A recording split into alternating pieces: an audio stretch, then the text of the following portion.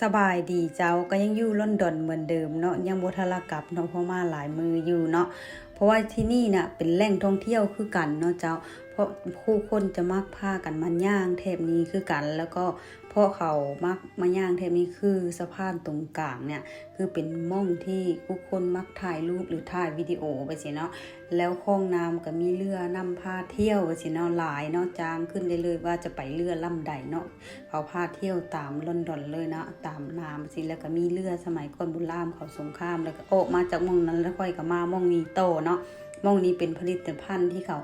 เป็นเรือสงครามสมัยก่อนมาสินะแล้วเขาก็เอามาไว้ที่นี่มาสินะเพื่อแบบตกแต่งให้บรรดาให้สวยงามก็แล้วกันเนาะผู้คนก็มากันมาย่างคือการถ่ายรูปถ่ายหยังมาสิเนาะวิวก็งามเนาะบรรยากาศก็เย็นอยู่กับถึงกับหนาวมากเนาะก็ถือโอเคอยู่สำหรับฝรั่งแต่สำหรับค่อยหนาวค่อยใส่เสื้อยาวแขนยาวเลยได้เนาะแต่ลูกค่อยกับสามีค่อยใส่แขนสั้นแล้วก็ยังอยู่อีกม่องนี้เรืออีกม่องนึงอีกเนาะมาอีกม่องนึงเนาะเรือกันใหญ่ขนาดนี้แต่ว่าเรือนี้จะจอดอยู่นี่เลยเนาะเป็นเรือสมัยก่อนโบราณนะเพราะอยู่ก็อยู่ด้านหลังที่แรกอยู่ด้านหน้าตอนนี้อยู่ด้านหลังแล้วเนาะก็เลยพากันมันย่างเนาะเพราะว่าไปทุกที่ก็ยังเห็นสะพานอยู่คือเก่าเนาะสองฝั่งก็มีสะพานแต่ส่วนหลาย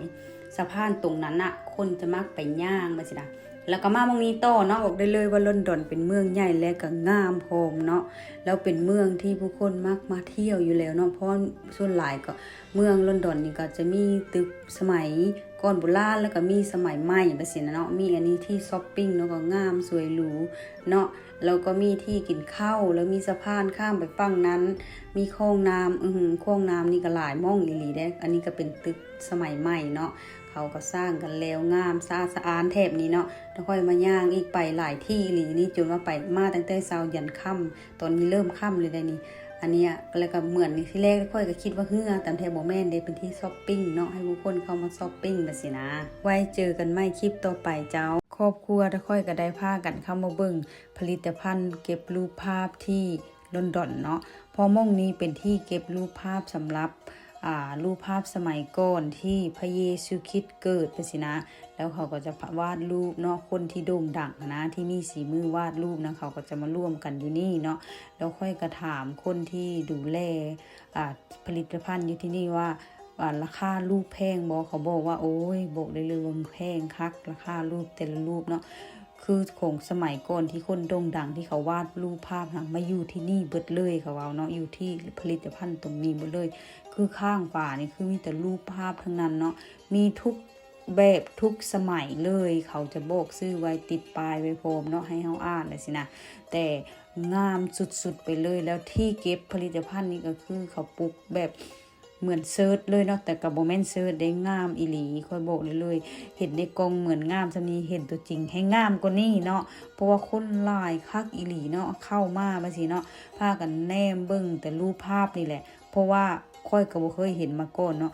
รูปภาพอยู่หม้องใดก็ตามเนาะที่ค่อยถามกาดนะเขาบอกว่าเอามารวมอยู่นี่เบิดเลยเนาะเพราะว่าทุกอย่างที่อยู่หม้องใดก็ตามมาอยู่หม้องนี้หมดราคาเท่าไหร่ก็ย่าเอามารวมหม้องนี้เบิดที่นี่เหมือนพระราชวังเลยที่ค่อยเคยเข้าไปเบิ่งนะแต่ว่าเขาบ่ให้ถ่ายรูปบ่ให้ถ่ายวิดีโอเนาะที่พระราชวังมันจะเป็นโถงเบิดเลยแต่ว่าอันนี้มันบ่มีโถงเนาะแต่ถ้าที่พระราชวังจะเป็นโถงจนเบิดเลยคล้ายๆสไตล์เดียวกันแต่ว่า